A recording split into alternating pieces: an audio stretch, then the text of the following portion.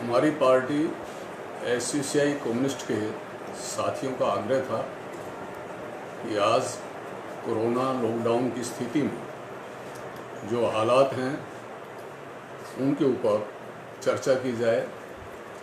खास तौर पर हमारे श्रमिकों के अधिकारों पर जो हमला हुआ है और लॉकडाउन की स्थिति में कोरोना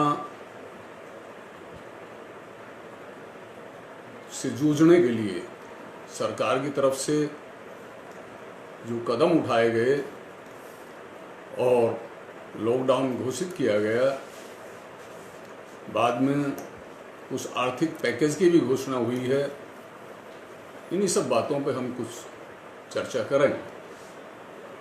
सबसे पहले आज जो भयावह स्थिति है, 3 लाख से ज़्यादा लोग पूरे विश्व में मौत के मुंह में इस बीमारी के चलते जा चुके हैं। हमारे अपने देश में 3000 से ज़्यादा हमारे देशवासी कोरोना की भेंट चढ़ गए हैं और हमारे प्रवासी मजदूर भाई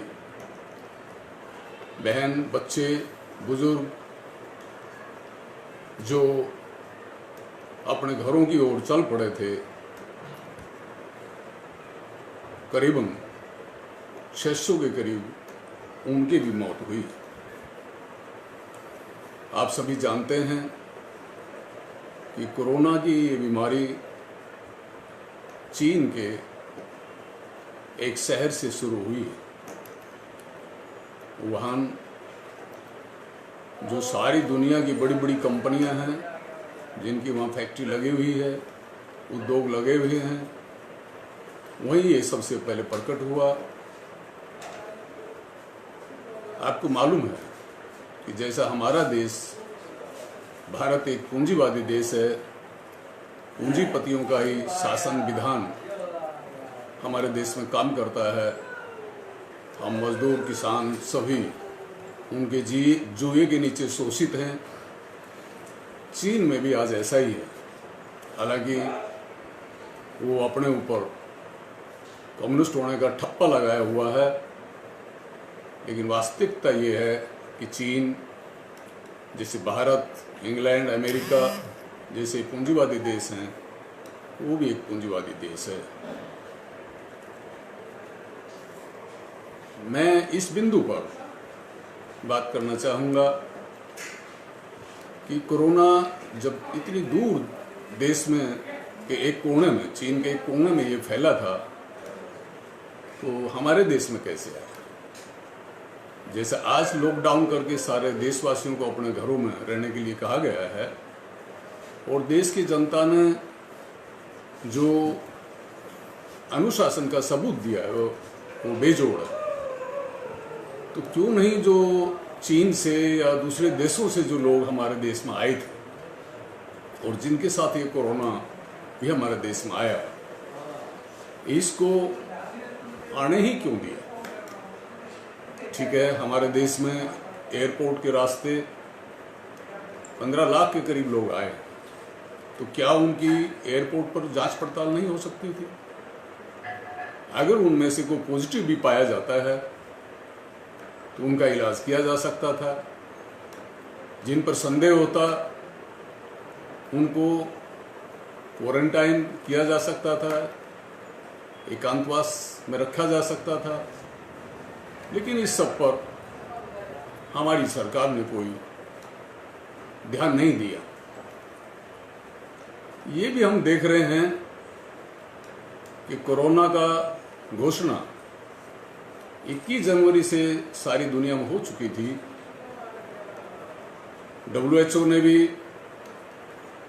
इस पर अपना बुलेटिन जारी कर दिया था।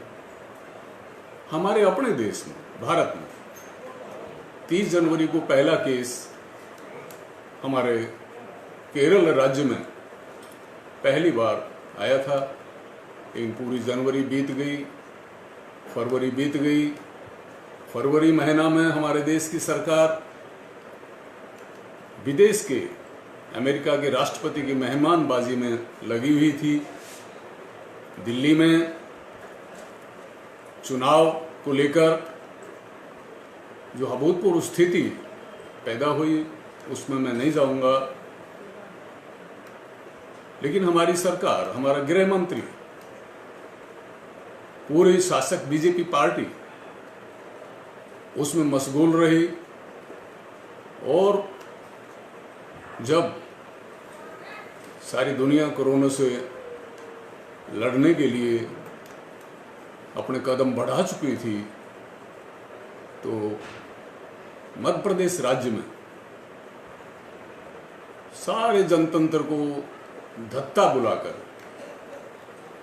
जो संसदीय जनतंत्र है उसके नॉर्म हैं, उनकी धज्जियां उड़ाकर किस तरह से बीजेपी ने मध्य प्रदेश में अपने शासन को जोड़ तोड़, खरीद बेच, ये सब करके कायम करने के लिए वो लिप्त रही। और इसी वजह से संसद में भी उसकी मीटिंग चलती रही। ये भी देखने में आया कि विदेश से जो पॉजिटिव केस बाद में मिला, कैसे हमारे देश के राष्ट्रपति, उत्तर प्रदेश के मुख्यमंत्री और बहुत सारे नेता एक कोरोना के पेशेंट से मिलवर्तन करते रहे। तो ये जो स्थिति पैदा हुई, मैं पुनः कहना चाहता हूं कि ये कोरोना हमारे देश को छू नहीं सकता था, छू नहीं सकता था। एक भी पेशेंट कोरोना का हमारे देश में नहीं होता, लॉकडाउन की जरूरत नहीं पड़ती अगर सरकार अपनी जिम्मेदारी का वहन करती, गंभीरता का एहसास करती। लेकिन ये तभी हो सकता था जब कोई सरकार जनता के जीवन से, आम जनता से सरोकार रखे, उसकी प्राथमिकताएं देश के लोगों का जीवन हो।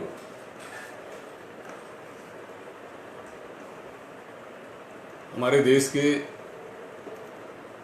बड़े अधिकारी सरकार के कहने पर 13 मार्च को कह रहे हैं कि कोई खतरा नहीं है, कोई खतरा नहीं है। और जाकर 18 मार्च को हमारे प्रधानमंत्री जागे,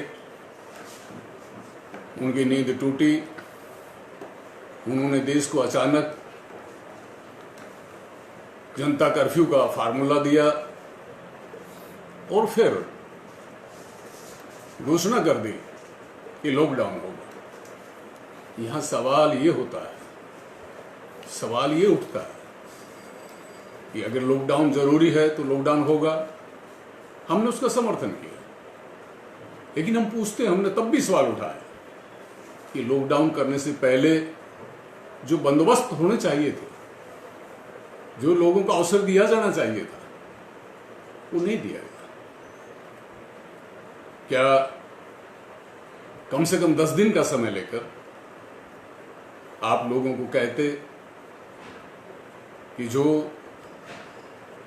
प्रवासी मजदूर, जो श्रमिक, जो स्टूडेंट्स, जो कामकाजी लोग, एम्प्लॉय, जो भी अपने घर से दूर हैं, घर जाना चाहते हैं, उनके लिए आने जाने का बंदोबस्त करते, रेलगाड़ी का बंदोबस्त करते और साथ ही देश की जनता को भरोसा दिलाते कि ये सरकार है, आपको कोई फिक्र नहीं होगी, हम आपके आश्रय की जिम्मेवारी लेते हैं, हम आपके भोजन की जिम्मेवारी लेते हैं, हम आपके जीवन की जिम्मेदारी लेते हैं। लेकिन ऐसा नहीं हुआ और अचानक लॉकडाउन करने से जो स्थिति पैदा हुई, कितने ही लोग हैं जिसमें प्रवासी मजदूर तो है ही है, जिसका कोई घर नहीं है, जहां काम किया वहीं सो गए, सड़क पर ढाबे पर खा लिया और सवेरे फिर ड्यूटी पर चले गए, आज कमाया आज खाया। तो उनके लिए ना कमाने के लिए कोई जगह रही, रोजगार नहीं रहा, ना उनके लिए वो आश्रय रहा। वो पहले भी घर से बेघर थे, अब और भी सड़क पर जो उनका घर था वो छूट गया। बहुत सारी ऐसी इंडस्ट्री थी जिसमें मालिक लोग वहीं मजदूर पड़ जाते थे, सो जाते थे, शिफ्टों में काम होता था, उनके लिए कोई आश्रय स्थल नहीं रहा। तो ऐसी स्थिति में बड़ी आबादी के सामने जो दुकानदार थे, छोटे छोटे काम धंधे करने वाले थे, उनका रोजगार चला गया, जो स्टूडेंट थे वो वहीं फंस गए। तो इस हालत में खास तौर पर जो आज ये समस्या सारे देश के सामने जिस रूप में प्रकट हो रही है, हमारे प्रवासी मजदूर भाई, दिल्ली में आपने देखा आनंद विहार जो रेलवे स्टेशन है, बस अड्डा है, यूपी को तरफ जहाँ से बसें जाती हैं, ISBT कश्मीरी गेट पर जो दिल्ली में, ये बहुत बड़ी संख्या में मजदूर इस तरह से इकट्ठे हुए और जिस तरह का बर्ताव उनके साथ किया गया, और धीरे धीरे देश भर में इस मजदूरों को सामने कोई और चारा नहीं था। उनको एक ही सूझ आई कि वो अपने घरों को चलें। कोई बेटा अकेला यहाँ काम करने के लिए आया, सारा परिवार वहाँ है। कोई बेटा बहू दोनों मिलकर आए, सारा परिवार घर में दूसरे राज्य में है। तो इस अभूतपूर्व स्थिति, क्या हमारे देश के जो योजनाकार हैं, इतने सारे सांसद हैं, इतने सारे मंत्री हैं, इतने सारे जो अधिकारी हैं जिनको देश और विदेश का अनुभव था, हमारी पार्टी ने बहुत पहले मांग की थी कि सरकार को चाहिए कि जहाँ तक कोरोना की ये बीमारी है, नई बीमारी है, इसके बारे में कुछ मालूम नहीं है, कोई इसका भी इलाज नहीं है, तो दुनिया भर के जो चिकित्सक हैं, वायरोलॉजिस्ट हैं, जिनका भी चिकित्सा से सरोकार है, उनके साथ कोऑर्डिनेशन किया जाए। देश के अंदर जो नामी गिरामी प्रसिद्ध चिकित्सक हैं, सरकारी हॉस्पिटल्स में हो या चाहे प्राइवेट में हो, उनके साथ तालमेल हो, कोई कॉन्फ्रेंस हो,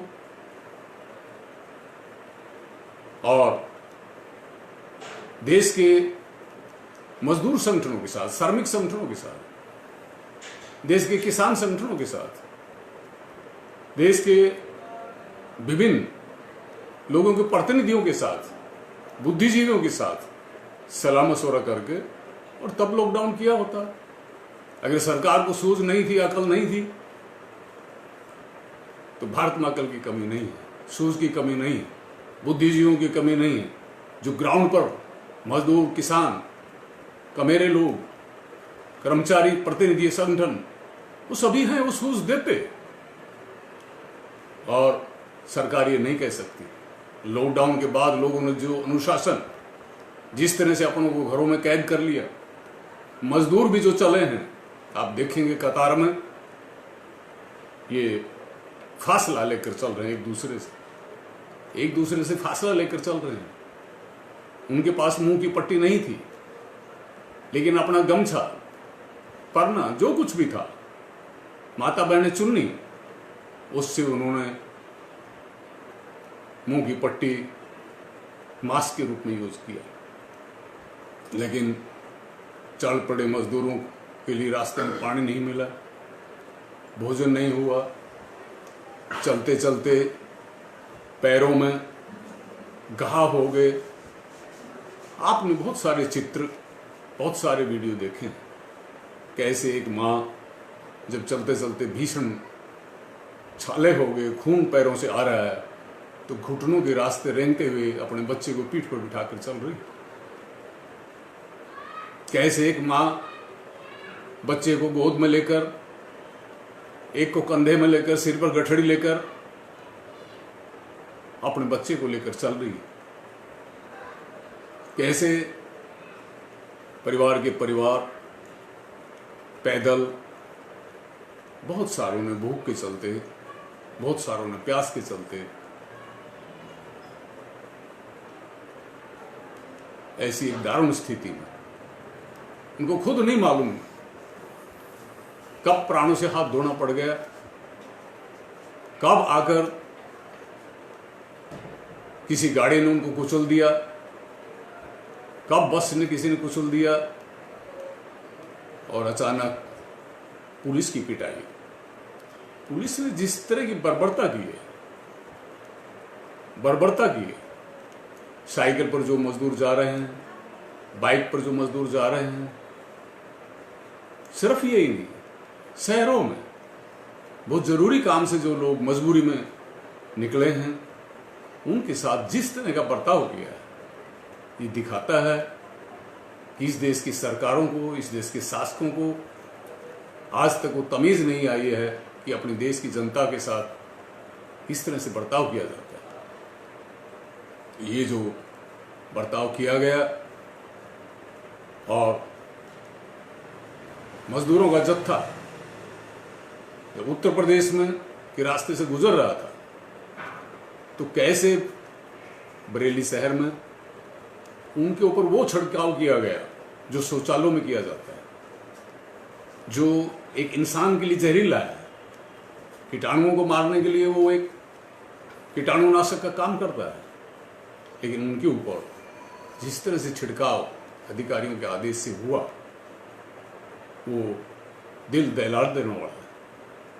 राह चलते जो महिला मजदूर, इनका बच्चा देने का समय आ गया था, किस तरह से कोई उनको चिकित्सा सहयोग नहीं मिला।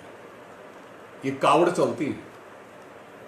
इस देश के शासक, पैसे वाले, पूंजीपति, अमीर किस तरह से उनका सेवा पानी करते हैं, लेकिन इन मजदूरों के लिए, आम लोगों ने, किसी गांव से गुजर रहे हैं, गांव के लोगों ने, किसी टाउन के बाहर किनारे से हैं, तो वहाँ किसी भी आम लोगों ने जरूर सहायता की, लेकिन वो पर्याप्त नहीं थी। महिला को जापान होने वाला है, डिलीवरी होने वाली है, जच्चा के लिए, बच्चा के लिए जो व्यवस्था होनी चाहिए थी, ये उन खुले आम मर्दों के बीच में, पुरुषों के बीच में उनको बच्चों को जन्म देना पड़ा। और अब वो कहाँ जाएं? ऐसी स्थिति में आराम की जरूरत होती है, चिकित्सा की सहायता की जरूरत होती है। कहीं बच्चा जन्म लेते ही मर गया, कहीं कहीं माँ मर गई, और ऐसा भी हुआ कि 1 घंटा के बाद ही बच्चे को गोद में लेकर और सैकड़ों किलोमीटर के लिए, तो ये जो दारुण वेदनापूर्ण स्थिति पैदा हुई, इसके लिए जिम्मेवार कौन है? हमारी पार्टी ने शुरू से कहा कि यस, कोरोना एक नई बीमारी है, इसके बारे में मालूम नहीं है, इसे लड़ना है, इसे लड़ना है। लेकिन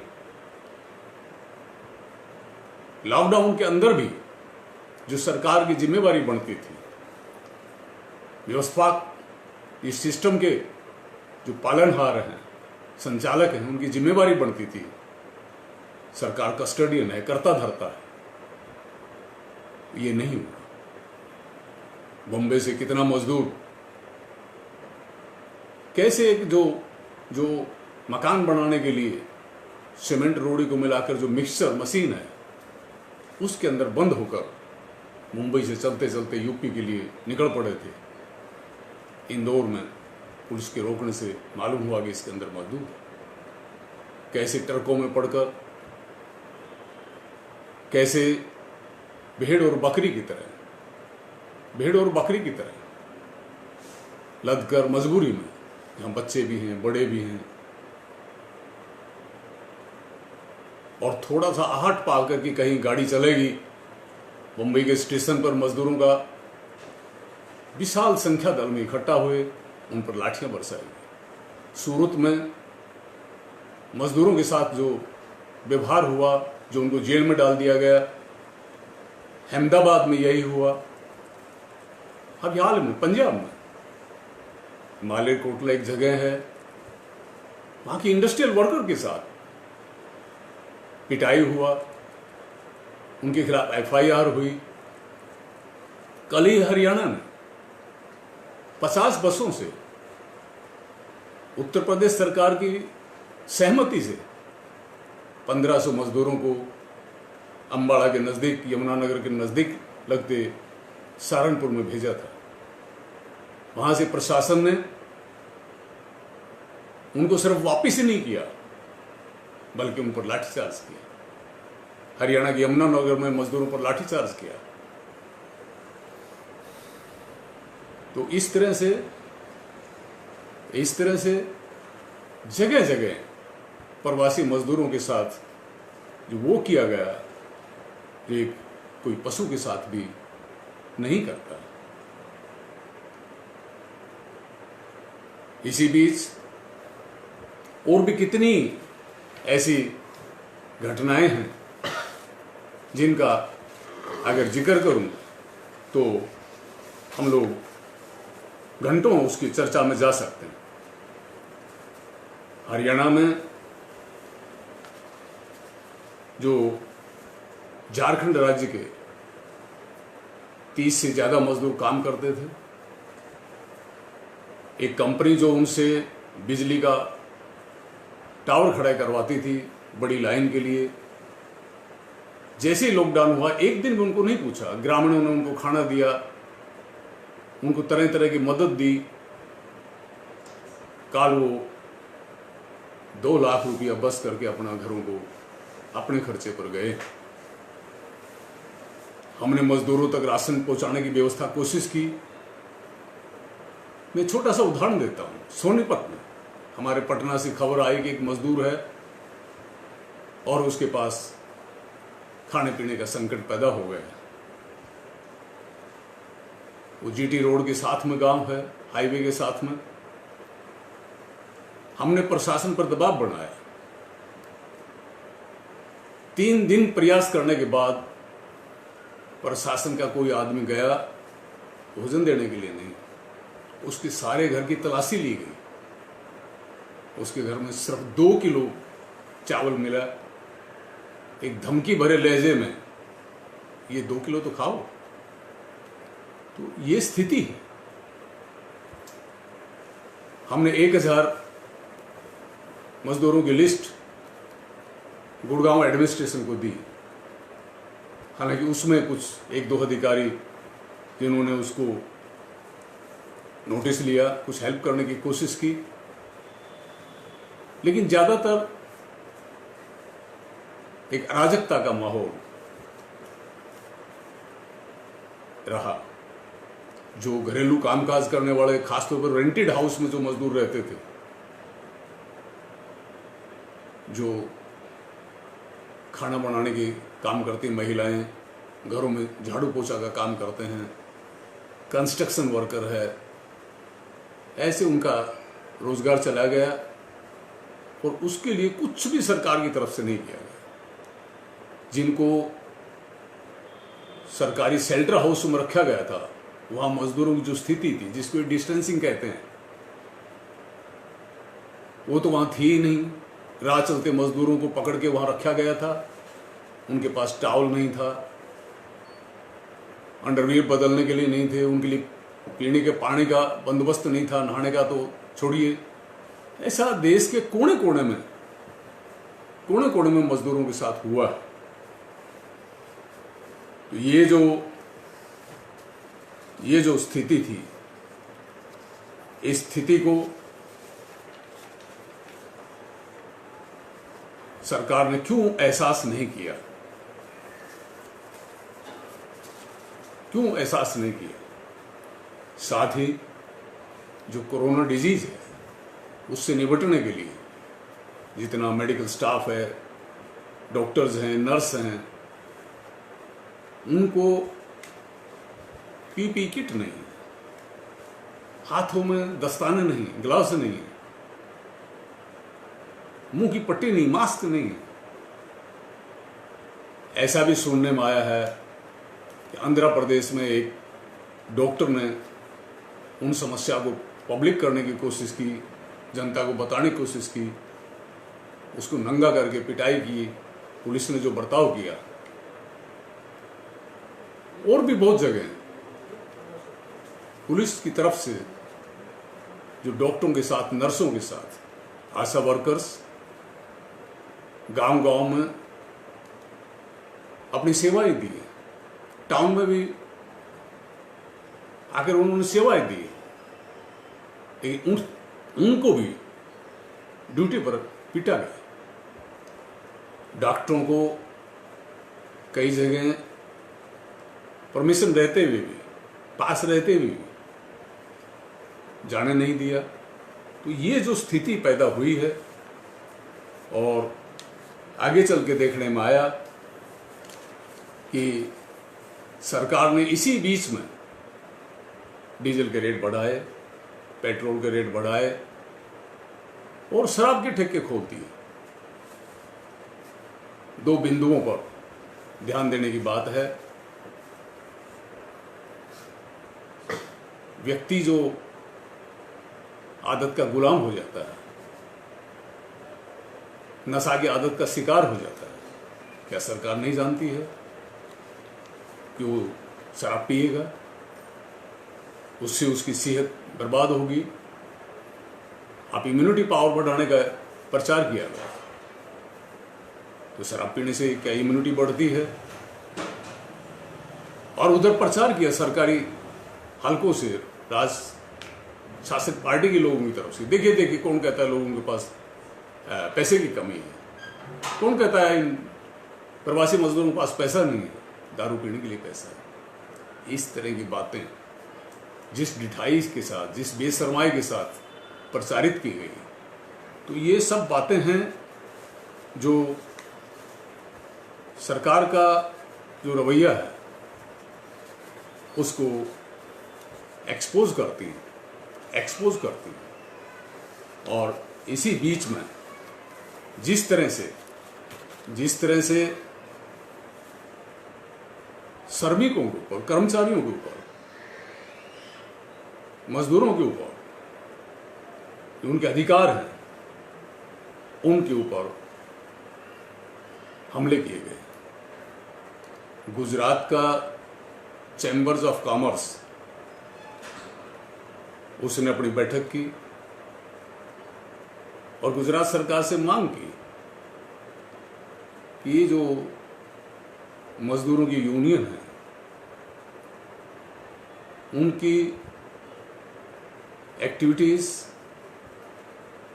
उनके क्रियाकलापों के ऊपर 1 साल के लिए बैन कर दिया जाए, रोक लगा दी जाए। और अचानक एक पर एक गुजरात सरकार ने मजदूरों का जो काम करने का समय है, एक दिन के लिए 8 घंटा वर्किंग डे, 12 घंटे का कर दिया। मध्य प्रदेश ने 12 घंटे का कर दिया, यूपी ने 12 घंटा कर दिया, और साथ ही कहा कि 12 घंटा काम लिया जाएगा। कानून में नियम है कि 8 घंटा से ज्यादा काम लेंगे तो ओवर टाइम देंगे, डबल वेतन देंगे। उन्होंने ये भी नहीं किया। इसके पीछे पीछे हरियाणा ने और उड़ीसा राज्य ने 8 घंटा से 12 घंटा कर दिया। ये जो काम, वर्किंग आवर, ये काम 8 घंटे का, सभी जानते हैं कि लंबे अरसे से मजदूर, कर्मचारी देश देश में, किसी एक देश में नहीं, इंडस्ट्रियलाइजेशन के साथ साथ ये मांग करते आए हैं। उनसे 16-16 घंटे जब काम लिया जाता, 14-14 घंटा काम लिया जाता, सुबह दिन निकलने से लेकर दिन छिपने तक काम लिया जाता था, तो वो 8 घंटे का कार्य दिवस 8 घंटे का विश्राम, 8 घंटे का सामाजिक जीवन, इसको लेकर आखिर दुनिया में मजदूर संगठित होने लगा। सबसे पहले महान कार्ल मार्क्स ने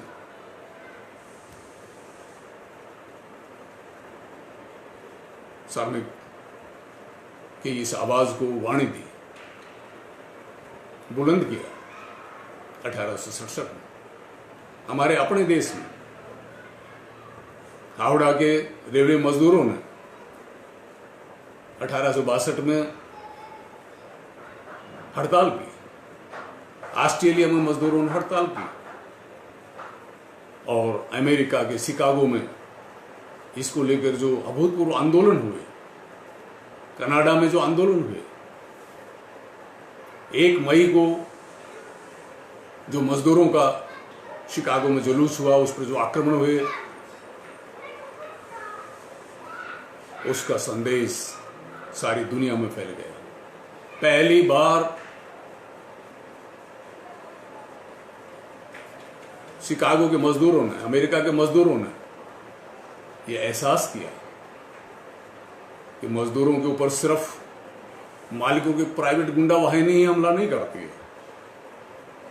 जो अब तक पर्दे के पीछे से ये प्रचारित किया जाता है, ये जनतंत्र है, सरकार सभी के लिए बराबर है।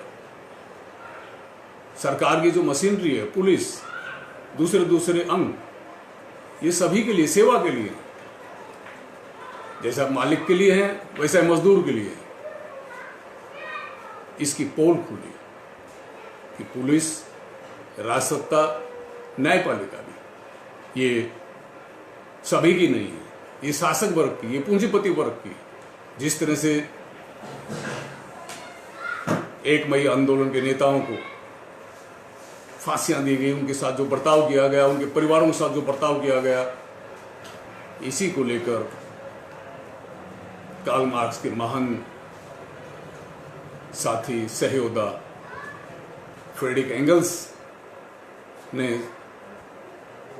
1889 के श्रमिक सम्मेलन में आवाज उठाई, सारी दुनिया के अंदर आवाज दी कि 1 मई का दिवस हर साल मजदूर श्रम दिवस, लेबर डे के रूप में मनाएंगे, 8 घंटे के लिए आवाज उठाएंगे। वो हुआ और अंततः सारी दुनिया में मालिकों को, सरकारों को ये मानना पड़े। मजदूरों का जो अंतर्राष्ट्रीय संगठन है ILO की पहला नियम यही है कि मजदूरों, कर्मचारियों, जो काम का दिन है वो 8 घंटे का रहेगा। भारत सरकार उस पर दस्तखत करने वालों में भारत सरकार का अंगूठा है उसके ऊपर, लेकिन हमारे देश की केंद्र सरकार की शय पर, और यही नहीं, लॉकडाउन से पहले ही, कोरोना की बीमारी से पहले ही केंद्र सरकार की तरफ से ये प्रस्ताव आ रहे थे, कभी छुपे रूप में, कभी खुले रूप में, कि कार्य दिवस 9 घंटे का हो। और जो श्रमिकों के 44 श्रम कानून थे, लेबर राइट्स थे, उनको खत्म करके भारत सरकार 4 लेबर कोड बना रही थी। श्रमिकों की आवाज को, देश की तमाम ट्रेड यूनियनों की आवाज को अनसुना करके 12 सूत्री मांग पत्र, जिस पर मजदूरों ने, श्रमिकों ने कई बार हड़ताल की। इसी साल 8 जनवरी में जो हड़ताल हुई थी, उसमें 25-30 करोड़ लोगों ने भागीदारी की थी। इस सब को अनसुना करके, और इस पीरियड में, लॉकडाउन पीरियड में, ऐसे भीषण समय में, दुश्मन भी तो ऐसा व्यवहार अपने मजदूरों के साथ नहीं करेगा। मजदूरों का ये 8 घंटे के कार्य दिवस की जगह 12 घंटा थूक दिया गया। खुद केंद्र सरकार ने, जो सरकारी कर्मचारी, उनका जो 1 जनवरी से महंगाई भत्ता बढ़ना था, DA, पेंशनर जो हैं, जो रिटायर हो चुके हैं, उनके DA इस सबको फ्रीज कर दिया, बर्फ में लगा दिया आने वाले 1.5 साल के लिए। और हद तो तब हो गई जब उत्तर प्रदेश राज्य ने, मध्य प्रदेश राज्य ने श्रमिक अधिकारों को, जितने भी लेबर राइट्स हैं, एक आध को छोड़कर तमाम लेबर राइट्स को सस्पेंड कर दिया। मजदूर यूनियन नहीं बना सकते, मजदूर इस दौर में अपनी आवाज नहीं उठा सकते, अपनी मांग के पक्ष में आंदोलन नहीं कर सकते। मालिक उनको निकाल सकते हैं, मालिक फैक्ट्री को ताला लगा सकते हैं, मालिक सारे मजदूरों को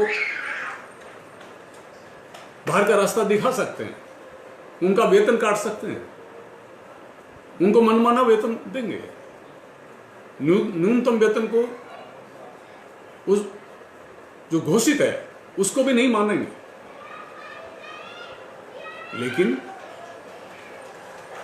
मालिकों को ये अधिकार रहने के बावजूद श्रमिकों को अपने हित में आवाज उठाने की उनको मौका नहीं। ये जो अभूतपूर्व स्थिति, मेरा कहना है कि किसी भी चुनी हुई सरकार को ये अधिकार नहीं है। ये संसद जिसमें वो बैठते हैं, ये विधानसभा जिसमें बैठते हैं, क्या ऑर्डिनेंस जारी करके इस तरह का काले कानून बनाते हैं? ये संसद, ये जनतंत्र जिसके आज ये सारा फल लूट रहे हैं, ये मजदूरों का, आम जनता के आंदोलन और कुर्बानियों का फल कुर्बानियों का फल है। मई दिवस स्वयं में अपनी कुर्बानियों का फल है। लेकिन इन्होंने इन अधिकारों को छीन लिया। खुद सरकार ने लॉकडाउन करते वक्त ये नोटिफिकेशन जारी किया था, भारत सरकार ने और फिर राज्य सरकारों ने, कि कोई भी मालिक, फैक्ट्री का मालिक, कोई भी जो मजदूरों से काम ले रहा है, वो लॉकडाउन के पीरियड में उनको वेतन को नहीं रोकेगा, उनको वेतन देगा, उनके वेतन में कटौती नहीं करेगा। और जहां वो काम कर रहे हैं, इससे उनको रोजगार से निकाला नहीं जाएगा, बाहर नहीं किया जाएगा। लेकिन ये जैसे मंदिर और गिरजाघर, गुरुद्वारे और मस्जिद में जो उपदेश होता है, उस उपदेश की तरह रह गए। किसी मालिक ने इसको माना नहीं। यहां तक कि मालिक लोग छोटे उद्योगों के मालिक सुप्रीम कोर्ट गए। हालांकि सुप्रीम कोर्ट ने स्टे नहीं दिया, लेकिन वही सुप्रीम कोर्ट बाद में क्या कह रहे हैं कि इनके पास पैसा नहीं है, काम नहीं हो रहा है, उत्पादन नहीं हो रहा है, फैक्ट्री बंद पड़ी है, तो मालिक लोग पैसा कैसे दें? यही हमारे देश का सुप्रीम कोर्ट था एक बात, जब मिनिमम वेज के लिए मजदूर सुप्रीम कोर्ट गए थे। किसी सुप्रीम कोर्ट ने कहा था फैक्ट्री मालिकों को मिनिमम वेज देना होगा। मिनिमम वेज नहीं देगा, उसके खिलाफ नियमानुसार FIR होगी। और मालिकों को सीधा लताड़ा था, अगर वेज नहीं दे सकते, वेतन नहीं दे सकते, तो क्यों लगाई थी? लेकिन आज ये सब हुआ तो सरकार ने खुद अपने बनाए हुए नियम को लागू कराने के लिए कोई व्यवस्था नहीं की। ये जो स्थिति है, इस स्थिति को उनको समझना होगा। आज ये जो एक वातावरण बन गया, एक परिवेश बन गया है, इससे जहां सिर्फ मजदूरों की बात छोड़िए, जो किसान लोग अपनी मांगों के लिए लड़ रहे हैं, जो स्कीम वर्कर्स, ये वो सरकारी कर्मचारी नहीं है, बहुत सारे कैजुअल वर्कर्स जो अपने हकों के लिए लड़ रहे हैं। अगर 8 घंटे का कार्य दिवस 12 घंटे का हो जाता है, तो उनको कौन न्यूनतम वेतन देगा? कौन उनको, एक ऐसा ये परिवेश बन जाएगा जो टोटल मजदूरों के लिए एक बंधुआ मजदूरों से बुरी स्थिति, एक बर्बर स्थिति, जो मध्ययुगीन जिसको कहते हैं, राजा जिस तरह से प्रजा के साथ व्यवहार करता था, और उन दिनों खानों में, खदानों में जिस तरह से श्रमिकों से व्यवहार होता था, ये व्यवहार जो अपने आप को शेखियाँ ढोल पीटते हैं सबसे बड़े जनतंत्र का, उस भारत जनतंत्र का ही होने जा रहा है। एक बात मैं यहाँ याद दिलाना चाहता हूँ कि जब यूरोप में 1917 में रूस की क्रांति के बाद रूस जो दुनिया का और यूरोप का सबसे पिछड़े देशों में था, बहुत जल्दी तमाम आफतों के बावजूद बहुत जल्दी एक सबल राष्ट्र के रूप में खड़ा हुआ, और वहां जो मजदूरों को, कर्मचारियों को जो अधिकार मिले और उनके जीवन में एक नई तरह की खुशहाली, एक नई सुबह जो आई, हमारे देश में जो गाना गाया जाता है, वो सुबह कभी तो आएगी, वो सुबह रूस में आई थी। उसका प्रभाव यूरोप पर पड़ा। यूरोप में देश देश में मजदूर संगठित होने लगे, मिलकर अपनी बेहतरी के लिए आवाज उठाने लगे। उससे यूरोप का शासक वर्ग घबरा गया, और उन्हीं में आप जानते हैं मुसोलिनी और हिटलर, ये जो फांसीवाद को लेकर आगे आए थे, उसके पीछे वहां के पूंजीपति थे, वहां के पूंजीपति थे। मुसोलिनी ने कहा था कि मजदूरों के साथ समान अधिकार होंगे, समान करते होंगे। इसी तरह का नारा हिटलर ने भी दिया था। लेकिन उस वक्त के इतिहास के पन्ने अगर आप पलटेंगे, उस वक्त के स्थिति को आप जानने की कोशिश करेंगे तो मालूम होगा कि हमारे देश में जैसे सबका साथ, सबका विकास, तो ये जो मुसोलिनी का, हिटलर का जो नारा था समान अधिकार, ये सब से उलट उनके वेतन काट लिए गए थे। जो सामूहिक सौदेबाजी, जो अपने मांग पत्र के लिए मजदूरों को लड़ने का जो अधिकार था, उसको छीन लिया गया था। हड़ताल का अधिकार छीन लिया गया था, और सिर्फ पूंजीपतियों का मुनाफा, पूंजीपतियों की तिजोरी भरना, ये सब रहा था। इसलिए हमारे महान नेता, हमारे पार्टी के संस्थापक, इस युग के महान मार्क्सवादी विचारक, चिंतनकार कॉमरेड शिवदास घोष ने कहा कि सिर्फ फौजी नंगी तानाशाही ही फांसीवाद नहीं होता। फांसीवाद कैसे एक तरफ भ्रमित करता है और दूसरी तरफ दमन करता है, कैसे चिंतन के ऊपर, युक्ति के ऊपर, तर्क के ऊपर हमला करता है। कोरोना पीरियड में भी हमारे प्रधानमंत्री जी ने जिस तरह से एक तरफ तो कोरोना जैसी भीषण समस्या से ध्यान हटाया, अस्पतालों में दूसरी जगह जो जरूरत थी उस जरूरत को अनदेखा किया, उसकी जरूरत की आवाज उठाने वालों को दबाया, और दूसरी तरफ थाली ताड़ी, फौज से फूल बरसा। तो ये जो हुआ, ये फासिस्ट जैसा सोचते हैं, फासिस्ट जैसा कार्रवाई करते हैं, हिटलर से आई की याद दिलाता है। हमारे पार्टी के नेता कॉमरेड सुबोध बनर्जी जब बंगाल की सरकार में मंत्री थे, उन्होंने मई दिवस पर अपने वक्तव्य में स्पष्ट कहा था, हालांकि उनको रेडियो पर भाषण नहीं देने दिया गया था, लेकिन लाखों की संख्या में देश भर में, पूरा बंगाल राज्य में कई लाख पर्चे बांटकर उनके वक्तव्य का, वो वक्तव्य आज भी गवाह है। उन्होंने कहा था कि हमारे देश में पूंजीवादी राजकाज की पूंजीवादी अर्थव्यवस्था है। ये पूंजीवादी अर्थव्यवस्था से मजदूरों का शोषण हो रहा है। जब तक ये अर्थव्यवस्था रहेगी, शोषण रहेगा। इस अर्थव्यवस्था और राज व्यवस्था को आमूल चूल परिवर्तन करके ही इस शोषण का खात्मा हो सकता है। हमारे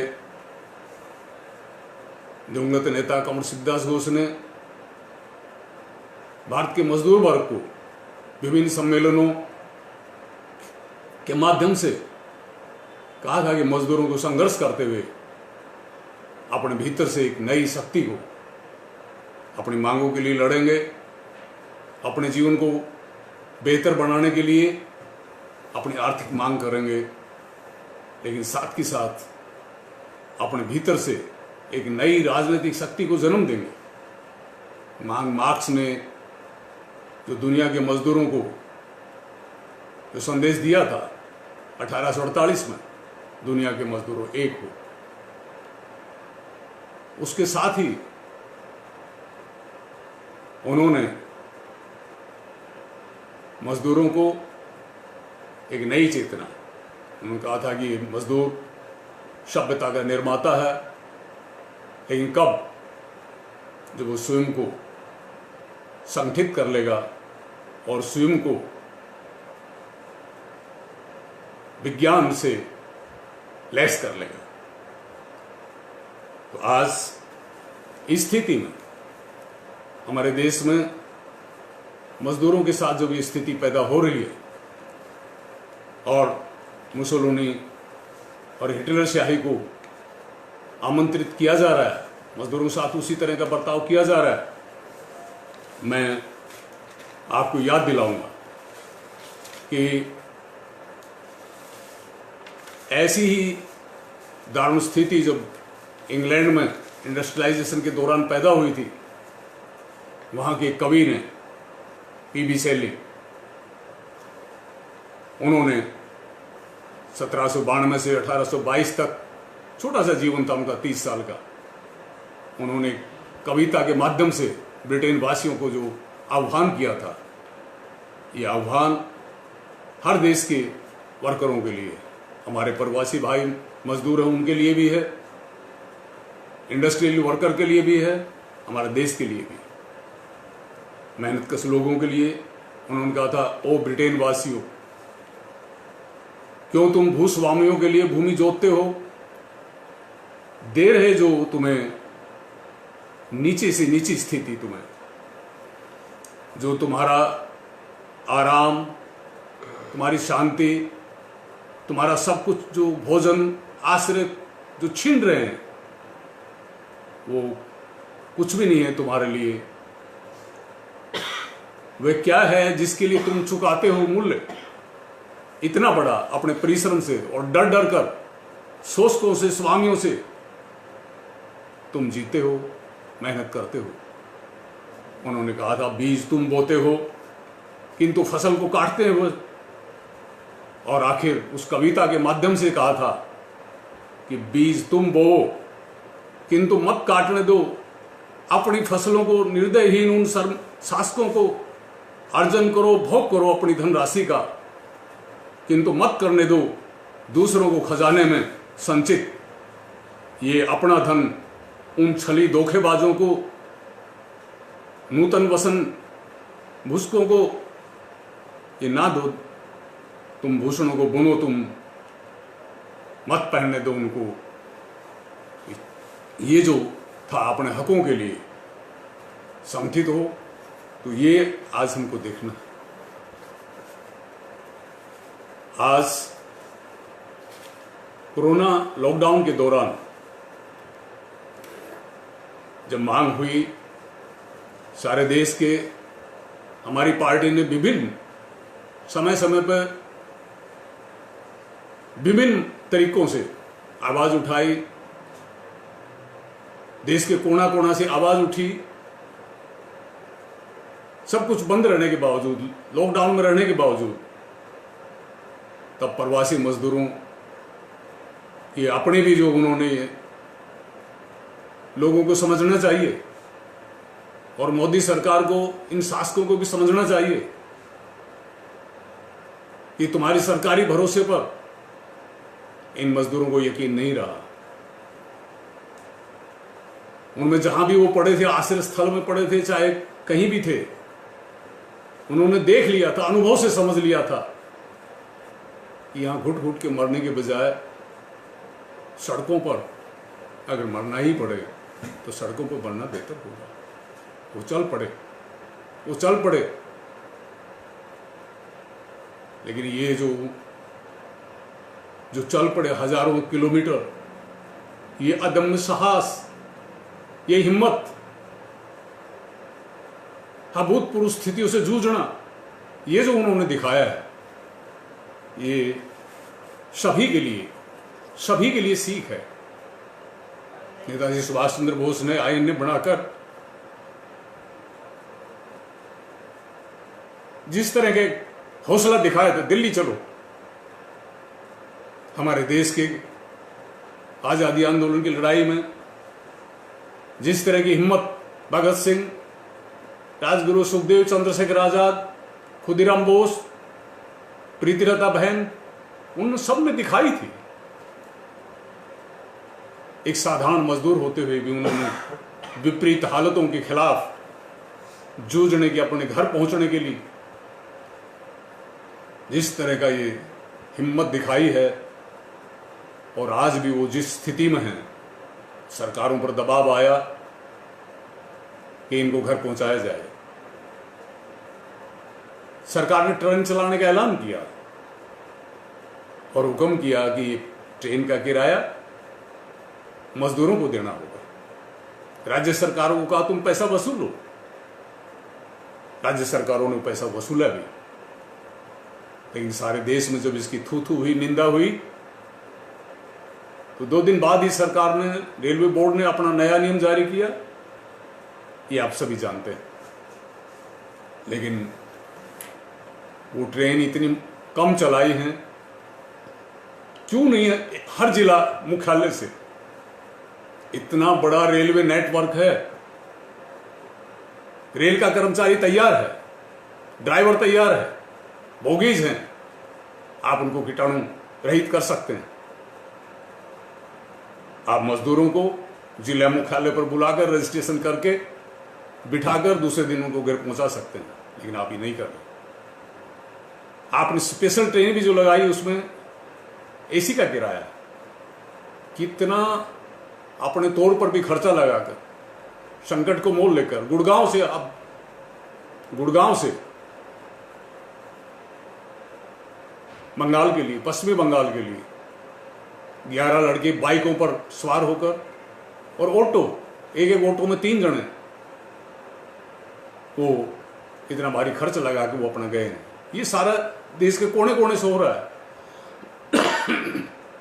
तो हमारा सवाल है, हमारी पार्टी ने भारत सरकार से मांग की है कि बहुत कुछ हो चुका, सड़क के ऊपर औरंगाबाद में जो जिस तरह से मजदूरों को रेलगाड़ी ने कुचल दिया,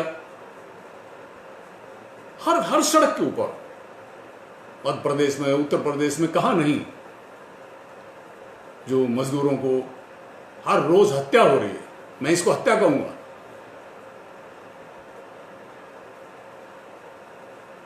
आप किसी चार दीवारी में अगर कोई कांटेदार बाड़ लगा दे और उसमें करंट छोड़ दे, और उसमें अगर कोई मरता है, तो इज रिस्पॉन्सिबल फॉर दैट? कौन जिम्मेवार है उसके लिए? चाहे उसमें पशु भी करंट लगने से मरता है। तो आप ऐसी स्थिति में हमारे प्रवासी मजदूरों को, उनके लिए भोजन नहीं है, आश्रय नहीं है, उनके हेल्थ की कोई वो नहीं है, उनके परिवार कहीं पड़ा है, वो कहीं है, तो ऐसी स्थिति में आप उनको राह चलते भी उनका कोई केयर नहीं है। कोई भी सड़क पर कोई व्हीकल या कुछ भी उनको चीट देता है, मर जाता है, मर रहे हैं।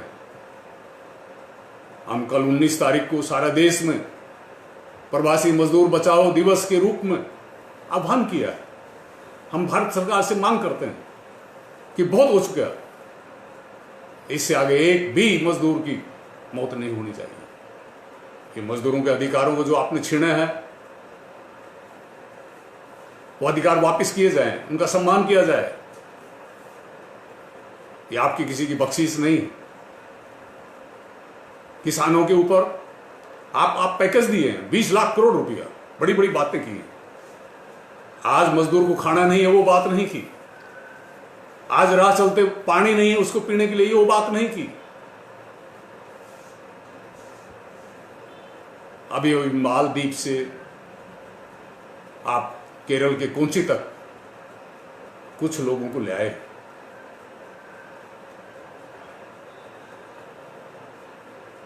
भारत की जो 3 फौज हैं, नेवी के पानी के जहाज, क्या इसी तरह से आप सरकारी जो मशीनरी है, सरकारी वाहन है, सरकारी गाड़ियां हैं, सारी रोडवेज तो ठप है, प्राइवेट गाड़ियां हैं, रेलगाड़ी है, और जरूरत पड़ने से सरकार के पास जो भी वाहनों का बीड़ा है उसको क्यों नहीं प्रवासी मजदूरों को, राह चलती उन बहनों को जिनको अभी अभी बच्चे को जन्म देना है, क्यों नहीं उनको उनके गंतव्य स्थान पर, उनके घरों पर सुरक्षित पहुंचा सकते हैं। देश की जनता को अब ये मांग करनी चाहिए, सरकार पर दबाव बनाना चाहिए, चुप नहीं रहना चाहिए कि इनको सुरक्षित उनके घरों तक पहुंचाया जाए। साथ ही जो ये जो पैकेज दिया है, इस पैकेज में बड़ी बड़ी बात की है, सपने दिखाए हैं कि 2 साल बाद ये होगा, 3 साल बाद ये होगा, नारे दिए हैं। 15 लाख रुपया आया आपके जेबों में? लोगों को सोचना चाहिए, वो काला धन आ गया क्या और किया क्या है? प्रधानमंत्री जी तो रात लगे 20 लाख करोड़ की घोषणा करके। वित्त मंत्री जी आ रहे हैं, वित्त मंत्री जी क्या कह रही हैं? किसानों को कहा कि जो आवश्यक वस्तु कानून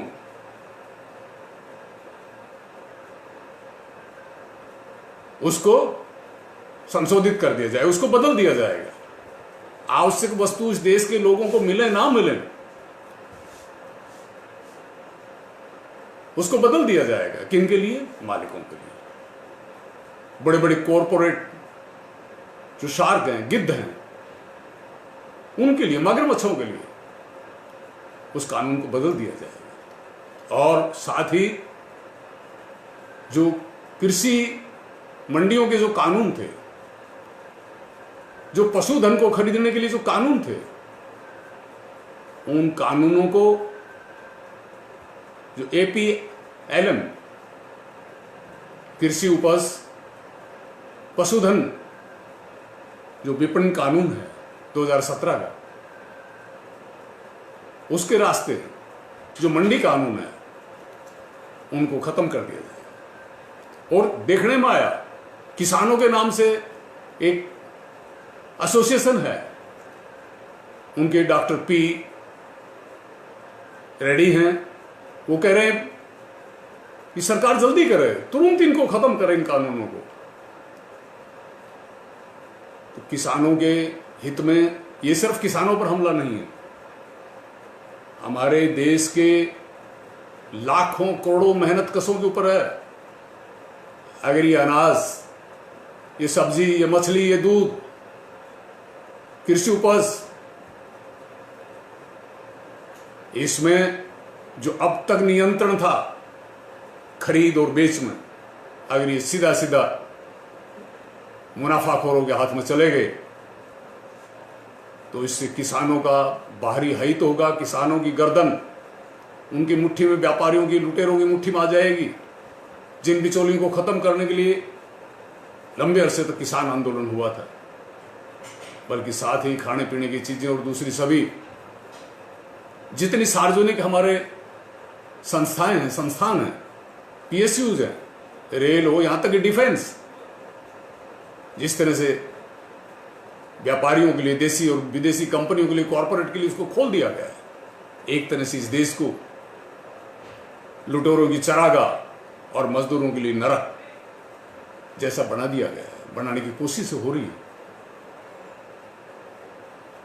5वें दिन को याद आया है घोषणा करते करते वित्त मंत्री जी को मनरेगा का, लेकिन वो मनरेगा का जो रकम घोषणा की है 40,000 करोड़ की, वो एक्चुअली वो जो बजट, जो वार्षिक बजट है, वो तो उसी का हिस्सा है। आपने दिया क्या? लेकिन मैं सबसे इस बात पर जोर देना चाहूंगा, देशवासियों को कहना चाहूंगा कि हमारे देश में आज मजदूर को रोटी की जरूरत थी, पानी की जरूरत थी, आज चिकित्सा की जरूरत है। कोरोना से जो जूझ रहे हैं पेशेंट, उनको भी, और हमारे जो प्रवासी भाई मजदूर राह चलते हैं, उनको भी। आज वो ना देकर, और 2 साल बाद ये होगा, 5 साल बाद ये होगा, हम लोकल आत्मनिर्भर बनके ये कर देंगे, वो कर देंगे, मेक इन इंडिया को ये रूप दे रहे हैं। किसको सुना रहे हैं आप? आप भूखे को सुना रहे हैं, आप तड़पते हुए इंसान को सुना रहे हैं, आप मरते हुए इंसान को सुना रहे हैं। बहुत ही वेदनापूर्ण है, बहुत ही वेदनापूर्ण है। तो ये जो पैकेज दिया है, और इसमें तमाम जो हमारे अधिकार हैं, उनको लॉकडाउन पीरियड में मजदूर बाहर नहीं आ सकता है, कर्मचारी बाहर नहीं आ सकता है, किसान बाहर आकर आंदोलन नहीं कर सकते हैं, लोग आवाज नहीं उठा सकते हैं। लेकिन इस देश के शासकों को और सरकार को समझ लेना चाहिए कि इंसान ने हमेशा अपने जीवन की रक्षा करने के लिए, अपने अस्तित्व को बचाने के लिए, राजा महाराजा थे, चाहे गुलाम की तरह, भेड़ बकरियों की तरह रखने वाले दमनकारी मालिक लोग थे, चाहे आज का ये पूंजीपतियों का विधान तंत्र है, इंसान ने कभी सिर नहीं झुकाया। अपने अस्तित्व को बचाने के लिए, अपने जीवन को बेहतर बनाने के लिए संघर्ष की है। एक दिन मजदूरों को ट्रेड यूनियन अधिकार नहीं थे, एक दिन किसानों के संगठन नहीं थे। मजदूरों ने, ट्रेड यूनियन ने भी आह्वान किया है 22 तारीख को सम्मिलित रूप से सारे देश का मजदूर सरकार की इन हमलों का जवाब देगा और अपने संघर्ष को आगे बढ़ाएगा। हमारे किसान संगठन, ऑल इंडिया किसान खेत मजदूर संगठन ने भी मजदूरों को कहा है कि खेतीहर मजदूर का हमारा संगठन, गरीब किसानों का संगठन, हम मध्यम दर्जे के किसानों का संगठन, हमारी किस्मत क्या होने जा रही है? हमारे तो लड़का लड़की, हमारे तो बेटा बेटी जाके मजदूर बनता है। आज मेरे पास जमीन है, कल जमीन नहीं रहेगी। ये जो प्रवासी मजदूर है, ये कौन है?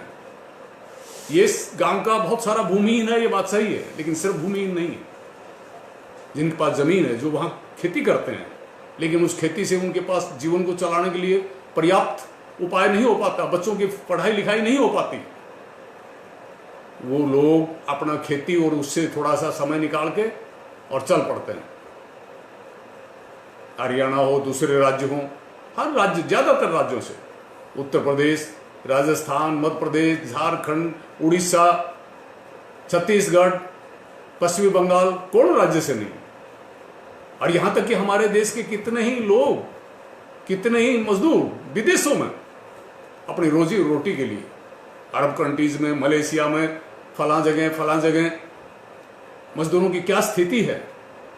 ये माइग्रेंट वर्कर्स, ये पूंजीपतियों की दी हुई एक नई तरह का एक स्थिति है कि जब हम जहां जन्म लेते हैं, बड़े होते हैं, वहां रोजगार नहीं है, खाने पीने की चीज नहीं है। मैं अपने देशवासियों से कहूंगा, मजदूर किसानों से कहूंगा कि किसी भी कीमत पर पूंजीपतियों का ये तंत्र, जिसको मोदी जी जिसकी सरकार चला रहे हैं, पूंजीपतियों के हित में, हमारी पार्टी ने सही सवाल उठाया है, ये सरकार किसकी है? ये लोग सड़क पर मर रहे हैं, 8 करोड़ जिनकी संख्या है, और ये 8 करोड़ तो सरकारी आंकड़ा है। ये सरकार उनकी नहीं है। इस लॉकडाउन पीरियड के दौरान 13 करोड़ से ज्यादा लोगों को रोजगार खोना पड़ा है। 20 और 30 साल की उम्र के बीच के 3 करोड़ से ज्यादा। और इसी कोरोना पीरियड में अंबानी एशिया के सबसे बड़े धनाढ़ हो गए। आज 1% के हाथ में 74% संपत्ति पर कब्जा है। आज अंबानी ने अमेरिका की बड़ी कंपनी के साथ साझेदारी की है। 2 कंपनियों से पहले साझेदारी कर चुके हैं। यहाँ लोकल का नारा देने वाले दुनिया भर में पूंजीपतियों से गठजोड़ करके लूट मचा रहे हैं और हिंदुस्तान के प्राकृतिक संपदाओं को, हिंदुस्तान के मजदूरों को ऊपर भी उनका शोषण में हिस्सेदारी करने के लिए वो हाथ मिला रहे हैं। इस स्थिति को बदलना होगा। लॉकडाउन, कोरोना से जूझते हुए हमको अपने अधिकारों की रक्षा के लिए, अपने जीवन की रक्षा के लिए, अपनी पीढ़ियों की रक्षा के लिए आगे आना होगा। हमारे महान नेता कमल सिद्धदास बोस ने कहा था कि संघर्ष की इस राह पर शुरू में बहुत ज्यादा लोग नहीं आते, जो सूझबूझ से लैस हैं, जो भगत सिंह, चंद्रशेखर आजाद, प्रीतिलता, खुदीराम बोस की तरह जो युवा पीढ़ी है, जो स्टूडेंट्स हैं, यूथ हैं, चेतना से युक्त हैं, वो आगे आते हैं। और जिनको जनता वक्त के मारे कहती है, शोषित पीड़ित, इन मजदूरों को रास्ता दिखाते हैं। भगत सिंह ने जो कहा था कि युद्ध, ये संघर्ष मुझसे शुरू नहीं हुआ, मेरे साथ अंत नहीं होगा, उस संघर्ष को नेताजी सुभाष चंद्र बोस ने जिसको कहा था कि आजादी के बाद हमको एक नया राह लेकर चलना पड़ेगा, आज शोषणहीन, जिसमें मानव का शोषण नहीं कर सके, ऐसा एक संसार बसाने के लिए, ऐसी एक दुनिया बसाने के लिए, ऐसा एक भारत का निर्माण करने के लिए हमको एक नई चेतना से आगे बढ़ना होगा और देशवासियों को, प्रवासी मजदूर भाइयों के पक्ष में जोरदार आवाज बुलंद करनी होगी। लेबर राइट्स को खत्म करने के लिए जो किया गया, इसके खिलाफ आवाज बुलंद करनी होगी। किसानों के साथ, खेतीहर मजदूरों के साथ, मछली पालकों के साथ, पशुपालकों के साथ जो हो रहा है, इसके खिलाफ आवाज उठानी होगी और एक नए जोश से, नई हिम्मत से हमको आगे बढ़ना होगा। हमारी पार्टी इस संघर्ष में देश के लोगों के साथ है, उनके साथ कंधे से कंधा मिला के और उनको इस राह में जितना हमारी क्षमता है, हमारा बलबूता है, हमारी सोच समझ है, इस संघर्ष में उनको हर कदम पर उनके साथ है। यही कह के मैं आप सभी का धन्यवाद करता हूं।